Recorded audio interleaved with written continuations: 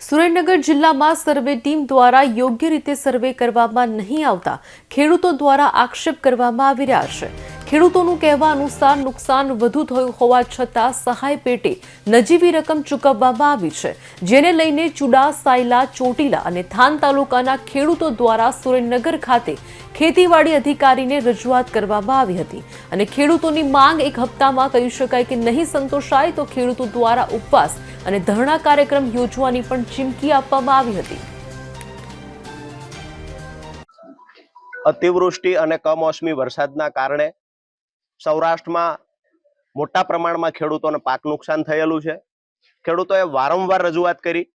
August મહિનામાં જે વરસાદ પડ્યો એનો સર્વે અને સહાયની સરકાર દ્વારા જાહેરાત કરવામાં આવી, પરંતુ ખેડૂતોને ક્યાંક ને ક્યાંક સહાયથી વંચિત રાખવા માટે અધિકારીઓ દ્વારા સરકાર સાથે મળી અને એક ષડયંત્ર કરવામાં આવ્યું હોય આવું અમને લાગે છે।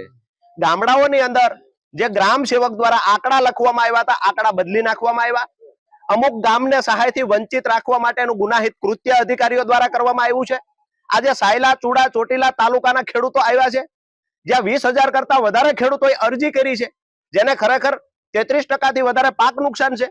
ત્યાં માત્ર 250 ખેડૂતોને સહાય આપવામાં આવી અને બાકીના ખેડૂતોને સહાયથી વંચિત રાખવામાં આવ્યા। સમજી વિચારી જાણી જોઈ અને રાજકીય હાથો બનીને અમુક અધિકારીઓએ કામ કર્યું છે। આવનાર સમયમાં જો આ ખેડૂતોને સહાયથી હજુ વંચિત રાખવામાં આવશે, અલગથી બજેટની ફાળવણી કરવામાં નહીં આવે તો આવનાર સમયમાં મોટી સંખ્યામાં 4-5 તાલુકાના ખેડૂતો એકત્રિત થઈ અને આમરણાત્મક ઉપવાસ પર અહીંયા બેઠવાના છે।